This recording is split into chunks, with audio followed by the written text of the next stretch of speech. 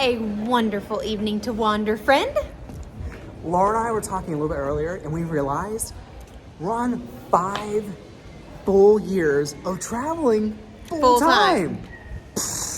Which seems so insane. So, did you just copy that? You did. That was funny. You did. Chew the baby. Baby Dash is like, he's on point with this. He learns fast. So we figured we would take you to dinner with us and share a little bit about what it's like to be a full-time travel family, how we got here, and maybe some lessons learned. Just in case, well, maybe you want to travel full-time too.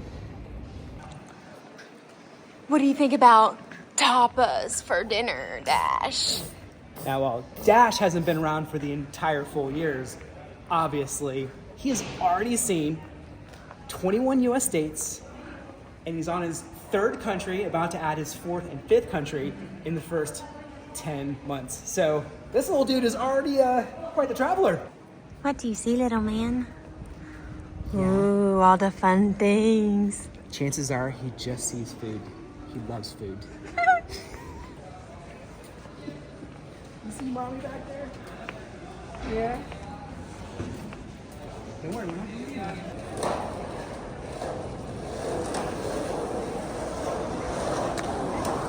Dinner looks delicious. And perfect spot for Dash. Here we go. Oh yeah. There we go. Baby Dash is taking his seat at the table. Dash, I have something better than a toy. Oh, the fire is very cool. Dash, look what mommy has.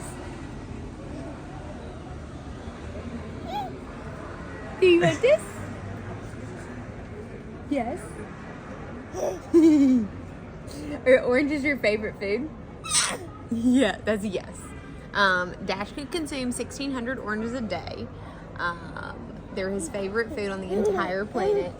He literally picks oranges over everything. French fries, watermelon, like it doesn't matter what you give him, he will pick an orange slice over that. Lauren, we're doing this interview style here. That sounds good. That sounds good. So why don't you tell everybody how we got started? I mean, how do we... Because ultimately what most people don't know is that this was your idea to begin with. You're not wrong. So let's see.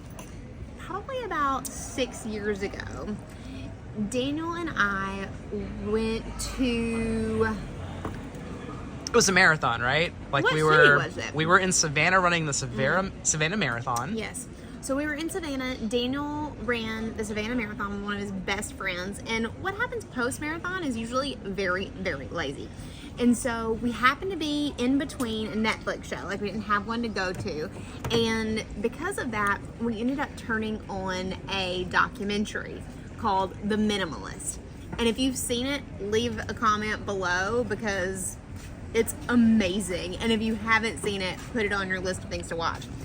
But when we watch The Minimalist, it's basically the idea of these 2 guys who decided to leave their bigwig jobs in New York City and all the pressure associated with it and just like leave it all behind for a more minimalistic lifestyle. And I really shouldn't be allowed to watch documentaries.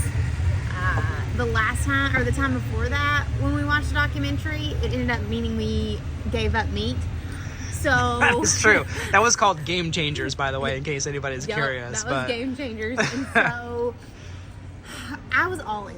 So we went back home and I started like downsizing everything. It started in the kitchen, just like literally opening up drawers and getting rid of extras of things that we have, donating them, giving things to friends and family, but really minimalizing our lifestyle. So Dee, how did you feel about my minimalist? How did you feel about my minimalism obsession? Obsession is the perfect word for it because as someone who loved to cook at the time, I don't really cook a lot these days, but I do love to cook. I was a king of kitchen utensils. Literally, if they made a kitchen utensil, I had it. Like literally, like every peeler, every core, I had like 3 of everything in the kitchen. It was so bad. I didn't really have a lot of other things that I collected at the time. You know, lately it's been shoes, but kitchen was definitely my weakness. So when Lauren was going through the kitchen and she was like, listen, you've got like 3 spatulas. I mean, can we get rid of like 2? And I was like, yeah, but like one's a wooden spatula and one's like a silicone spatula. And it was very difficult, but we started sort of whittling away with the stuff that we had. So one of the absolute easiest things that we did was we went straight to her closet and we went straight to the back of the closet. And if you have a closet and it's filled with clothes, you know exactly what I'm talking about here. You go to the back of your closet and you see things that you haven't seen in ages. And you're looking at your wardrobe and you're like, 1, I haven't fit in that in like 5 years, and 2, that went out of style like 10 years ago. Why do I still have it? So those were the easiest things to purge right away. While minimalism was our catalyst to full-time traveling, that is what we promised you. And I'm pretty sure now that we've started talking about this, we could literally have an entire video on our minimalist journey too. So back to the travel thing. I got super obsessed, and by the time I had whittled it down to the handful or the rooms in the house, I looked at Daniel and I was like, our house is obnoxiously large for just the 2 of us. Maybe what we should do is we should downsize the house too, and let's get a condo by the beach and floor to ceiling windows. It's gonna be beautiful. We'll simplify and then we'll start traveling, because that's what you said you wanted to do. Let me add a little note here. Our house was around 2,000 square feet, which I get to some people is gonna seem pretty big. When she said was large, it's because we had literally gotten rid of almost everything. We were left with a couch and a TV, a bed. I don't even know if we still even kept the bed frame. I mean, literally, when I say obsessed, we literally gave away and donated so much stuff that we were sitting in an empty house that was so empty that you could hear an echo. Like when you talked, there was an echo in our house. Okay. Legitimately. That's not completely true. That didn't happen until we were closer to getting ready to actually move out of the house. That's a good point. Not right away. You're right. No. It was a gradual process, which I think you should probably explain. Process. It was gradual. Well, let's just table that, because I feel like we should have a whole nother conversation about minimalism, because it is life-changing. But what we started doing is we started looking at where our next smaller place was, and realized that our smaller place wasn't any less expensive than what we were already paying for with the larger place with the pool and the lawn and all of the other jazz. And so one day I just looked at Daniel and I was like, what if we were really insane and decided to just live in hotels and Airbnbs instead of getting another place? Now, with such a radical idea, we did agree on one thing. We did say that we would go all in for 6 months. That was kind of the rule. And if we went all in on full-time travel and we did it for 6 months and we didn't like it, we were gonna like find some place and settle down, and that would be it. And we would just occasionally vacation, and you know, it'd be a good life. Now, Lauren, what happened to 6 months? Well, we fell in love with it. Right, Dash? It became another obsession. It totally did. And at first, honestly, we bought all the camera equipment and everything so we could bring you along. But we had already been working our butts off to build our own small business for a while, and the YouTube thing felt like more work.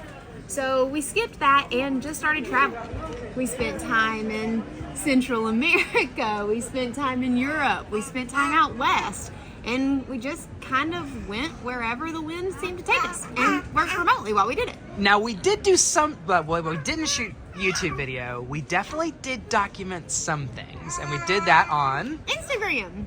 Exactly. So if you haven't checked out our Wanderlocal Instagram page, a lot of our international crazy adventures are there. And when I say some of our craziest adventures are on Instagram, I literally mean, first off, I have an obsession with very, very tiny countries. If you just watched recently, we visited Andorra, which is the 16th smallest country. We've also been to Liechtenstein and Luxembourg and lots of other tiny countries as well. But there were a few scenarios when we've been traveling that were maybe things just didn't work out as planned. Any good examples of that? That's one way to put it, isn't it, Dash? So we did that for about a year and a half, and then 2020 hit. We happened to have been in the Sahara Desert on a luxury camping adventure, riding camels when that happened, and the world shut down, which was really quite unexpected. We ended up coming back home on a U.S. rescue flight, and that's actually when we got introduced to the idea of traveling full-time in the Airstream. Right, dude? Yeah. Now, there's a little spoiler here we can add.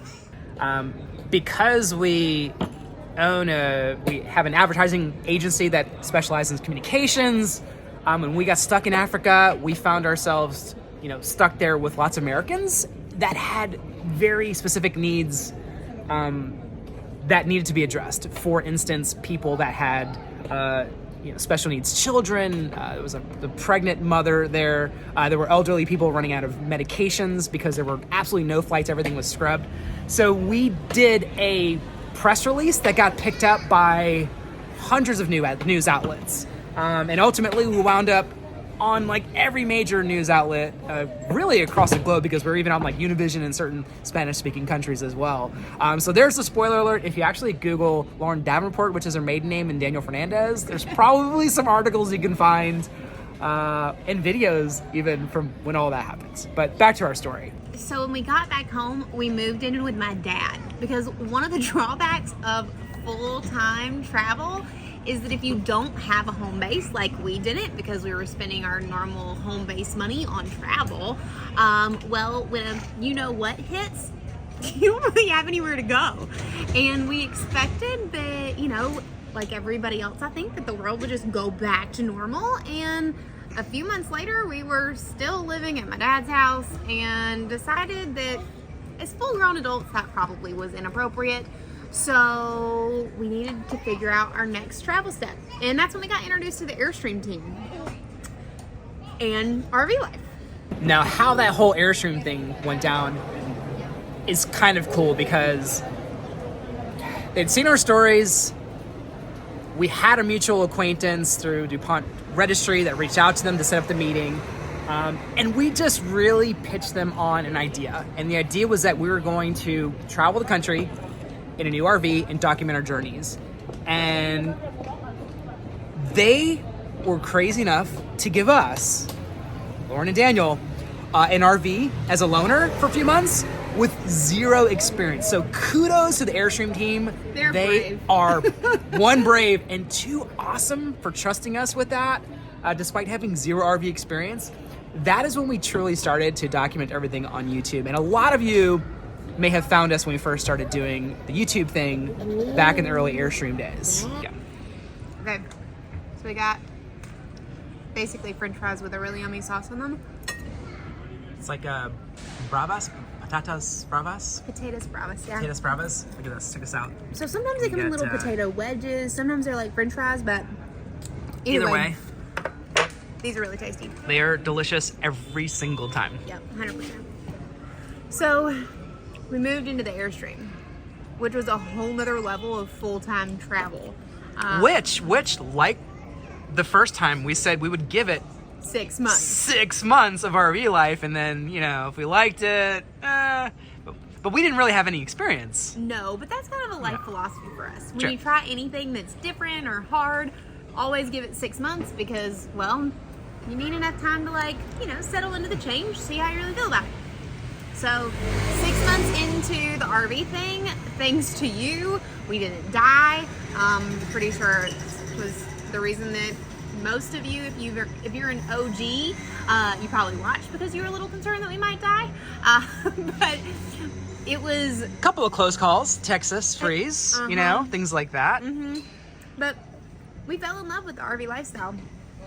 It had all of the benefits of being able to bring your home with you, that was way different from this lifestyle where you can just bring like a small suitcase and, you know, a couple things here or there. But we've now been doing the AIRSTREAM thing for a little over 2 years before I came here to Barcelona. And so now we're, you know, full-time traveling with, well, this little guy. And he's our newest adventure. But unlike all of our previous adventures, I think we're in it for a little bit longer than 6 months with this guy. Yeah, that's not... 6-month commitment does not apply to babies. The return policy for babies, not Really great. bad. Not Really great. bad. Yep. Literally. Yeah, you have to keep them apparently. Yeah. So there's that. I heard 18 years. 18? What? What? Insane. Actually, I've heard in some instances that it's even longer than 18 years. Shh, don't tell Lauren, but there are rumors of children not leaving till well after 18. I'm not saying it's reality, but I have heard some rumors. Dash, dude, what do you think of that Bravas? You big fan? Bravo? I wish we had saved a piece of an orange just to show you that he would pick that orange over that French Is that fry. orange gone? Yeah. Oh, yeah, he ate the whole thing. Look. The next yumminess is out. This is burrata, right? Which is like cheese yumminess. I see some others. Is that avocado? There's an Avocado, tomato, radish. It's going to be amazing. Nice. I will say, Daniel asked me yesterday, so we have less than 2 weeks left here. And Daniel asked me yesterday what I was going to miss the most. And without a doubt, food was the number one thing on my list. The food here, tapas. Oh my God. Food here is so good. Wow. Oh, yeah. Do you want some of that too, dude? Oh, yeah. All right, so we ordered some vegetables because we figured we can just share some vegetables with Dash. They're grilled vegetables, and we thought we'd just get, you know, like a, I don't know, you know what I'm talking about. Small veggie plate? Yeah, like, you know, back in the US when you were like, hey, we'll take some vegetables, and it comes out in like a bowl, and it looks like it was all boiled and kind of disgusting looking. Okay, check this out. This is a veggie plate. Yeah. This is what a vegetable plate should look like everywhere. Legitimately. Does that look like it was boiled? No. It doesn't just look good. I mean, it's vegetables. It can be hit or miss. These are exceptional, really. Okay, buddy. Wow. Laura, now that we've kind of explained to everybody a little bit of how we got started, how we wound up in an RV, a little bit about our international travels before AIRSTREAM, what are some lessons learned over the last 5 years? I mean, I know there's a lot, but like, what are some of those key things? Biggest takeaways? Number one lesson that I think I've learned over the last 5 years is find a life that you absolutely love and just pursue it like it's the only thing that matters. With everything you've got. With everything that you've got. Yeah. Daniel and I were really, I mean, if you've been following along with our channel, what do you think, buddy?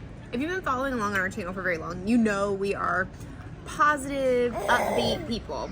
That wasn't different before we left. We've always been those humans. But we fell madly in love with a full-time travel life. And we've built basically everything that we have around it now. Because it feeds our souls. It makes us better people. It makes us better parents. Yeah, and as a matter of fact, even the company we own, we switched to a completely remote workforce. It makes us better employers. Yeah. Anytime you have a life that you are passionately in love with, everything around you will benefit from it. And I think that's the one thing that full-time travel life has taught me more than anything, that I never would have dreamed. There isn't a single human that we have ever met in our travels over the last 5 years that has switched this lifestyle that has regretted it.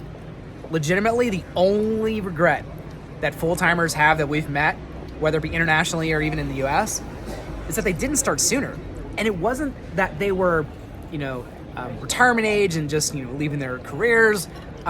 We're talking about even younger people that say this, that wish they would have done it sooner. So the fact that you have people from different generations saying, this is the way to go, I wish I would have done this sooner, tells you a lot. Caveat to that.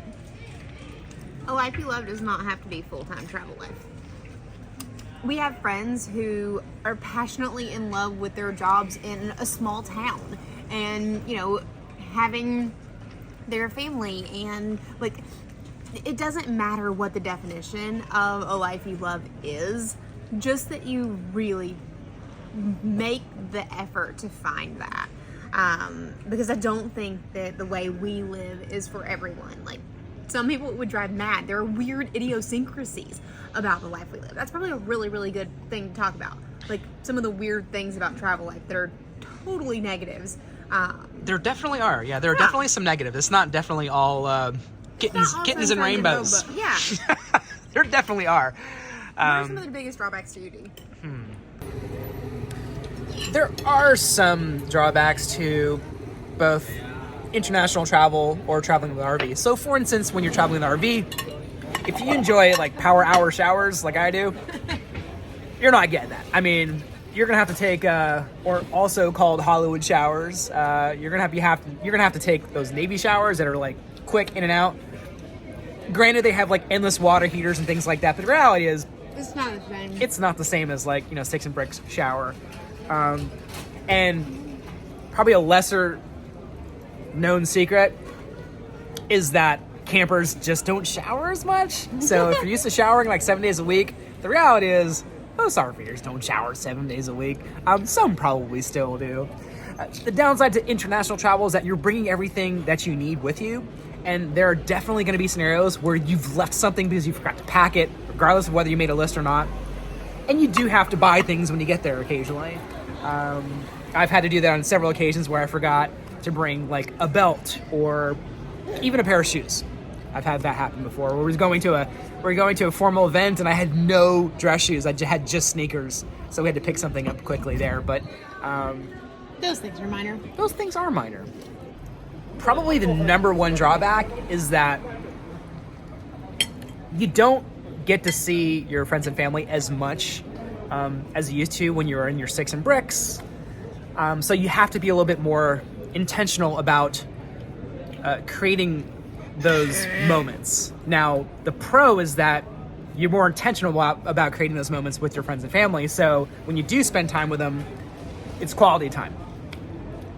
I know plenty of people that live 20 minutes up the road from their brothers and uncles and cousins and really never, get to see them all that often. So we try to be more intentional now that we're traveling full time with seeing our friends and family.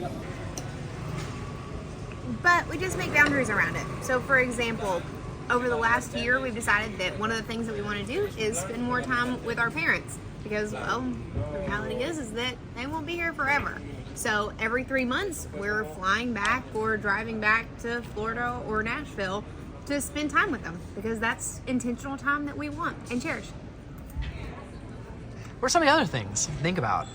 Obviously, cost is always a question when you think about full-time travel life. So when Daniel and I decided to do full-time travel life, the way we afforded it is we sold literally everything. We sold the cars, we sold the house, we sold everything that we had to be able to travel full-time. At the time, our company was successful, but not anything that was like wildly outside of the norm. So we made a lot of sacrifices to be able to afford to be able to travel that way. And I think that that's kind of part of the key to all of this. It's all about, if you are interested in traveling full-time, we have friends who have done it literally on shoestring level budgets. I'm talking about like college kid waitress kind of salaries, and Just throw a mattress in the back seat and call it a day. Or stay at hostels at very inexpensive for $10-20 a night. Yeah. Yeah. So there are all sorts of different ways to do a full-time travel life. The way you see us live full-time travel life now is because we have a very successful company. But that being said, we have also done a good job of gaming the point system as well, and There are that a would lot be of its ways to hack own video when you see us traveling in like an upgraded class or hanging out at an airport lounge. Literally just gaming the card system for that. That's because one of the great things about full-time travel life is that you can put everything on a credit card. Now, we've said this and we'll say it again. If you do not want to use credit cards if you can't pay them off at the end of the month, because then you're negating the points that you're gaining in interest. Interest sucks. But if you can use credit cards and pay them off at the end of every month, it's an awesome way to get huge perks and tons of free stuff. We hardly ever pay for a flight because, well, our whole life can be put on a credit card, which is pretty cool. By the way, this is our burgers. Yes, the fries are almost all gone because I've been crushing them while we've been shooting this, but check out this burger. And it is what is it? It's a Quinoa and chickpeas and quinoa, homemade, but that looks, it's pretty awesome. Here we go. This is Dash's first taste of sweet potato. What do you think, Dash? He's had 7,000 sweet potatoes. Is he really? Yeah. Dash, who is the best? Dada? Dada? Dada is the best, right? Yeah, Dada?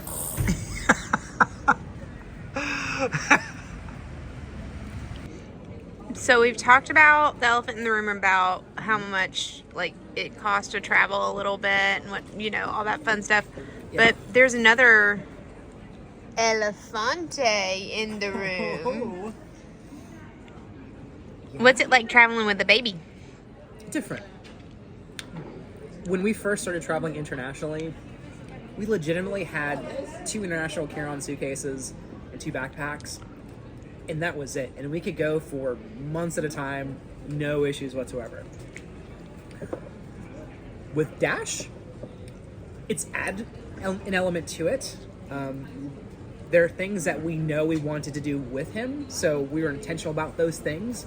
One of them was that we wanted to run with Dash. So bringing a really big running stroller is not probably ideal, but we figured out a way to make it work. We found bought a travel case on Amazon that I could wrap it in, and packed it with some tennis balls and did some random things like that to make sure that it got here safely. He appreciates it. He does, yeah. We were intentional about the carrier that we got, so we got a carrier that Laura and I can both share instead of her having to carry the burden of Dash all the time. Dash, did you want some of those veggies? Did Daddy take them away? Say, Daddy, can I have some of those veggies?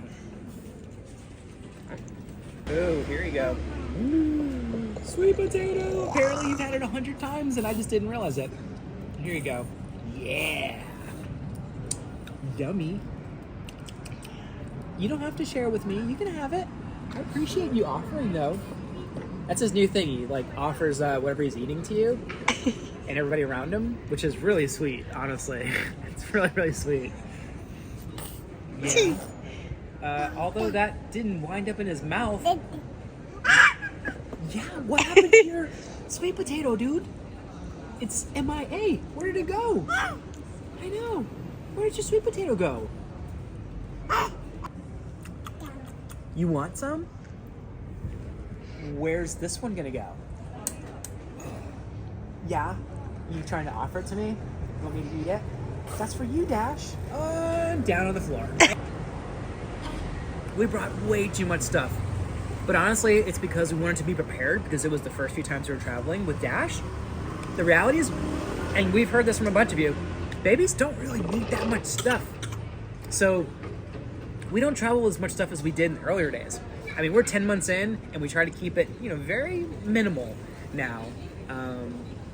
Right, Dash? Do you miss anything that we left at home? No? Exactly. Exactly the point.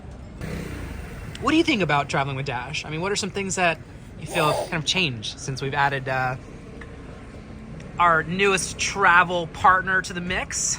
Well, our food bill is going up. But in all seriousness, I think wanting to travel and stay in one space or one spot longer is probably the biggest thing that's changed. Whether we're in the Airstream or like traveling here, so we made it a point to be here for 2 months. And then oh, hold on. Oh, sweet potato.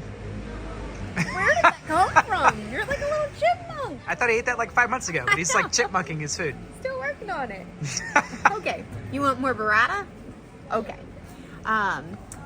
So I think that has been a big thing that changed, because when we first started traveling full time, there felt like there was this need to go fast. Whether it was like visiting a country for just a couple days here and there and the next one, or even when we were in the Airstream, our original game plan when we got in the Airstream was that we were going to visit all 50 states In a year. in 365 days. Yeah. And on a level of dumb. That included Hawaii and Alaska, by the way. The Just Texas saying. freeze like halted that in its tracks, which was great. And I'm really thankful for that, actually. But there seems to be this idea that if you are going to travel full time, that you need to move 24/7, or else you're not really a bona fide full-time traveler, which seems really stupid retrospectively, but we really bought into that idea early on. Now, in 5 years later, we really are starting to settle in with the fact that it's okay for you to stay somewhere for 2 months or a month or, longer periods of time to really get to relax and enjoy the places that you are. Sure, time is fleeting and you never know how much time you have, but you also don't want to be a full-time traveler just to be traveling all the time. And I think one of the advantages to that is that we've gotten to know people in the area now that we've stayed here for a couple of months that we see on a regular basis, and that's been pretty cool. It builds your community. It's more relaxing.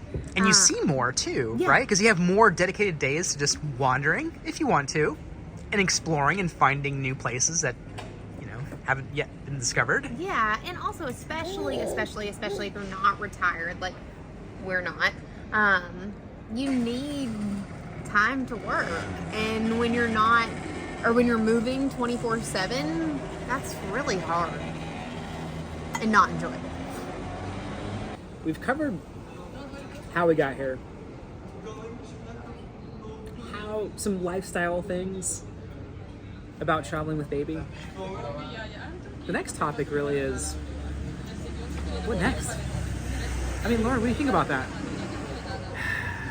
Clearly, Dash needs a sibling at some point, right, Dash? Dash is definitely gonna want a sibling, so we'll be adding, hopefully, fingers crossed, it's never guaranteed, a second one to the mix at some point. We may or may not switch RVs, to be determined. Don't want to spoil that surprise. We definitely have some international travel coming up that's already planned. Like, for instance, we're going to Germany to run the Berlin Marathon later this year, and we've got some stuff planned for next year. So, I don't know. What do you think, Lauren? Part of our Germany adventure also is the fact that we're getting to go to the world's largest RV show. Did you know that the world's largest RV show is in Germany? Dusseldorf, I think, to be exact. Okay, in Dusseldorf. I had no idea that was even a thing, but I'm really excited about it. But as for what's next, well, right now what's next is going to bed and crashing. Because one of the weird things about living in Spain is that dinner doesn't start until 8 o'clock. So now it's 9:33. We have a baby at a restaurant. Yeah. Who's obviously still hungry. And honestly, if you look across the street, it's packed in there. So literally people are just coming out to dinner now at 9:30.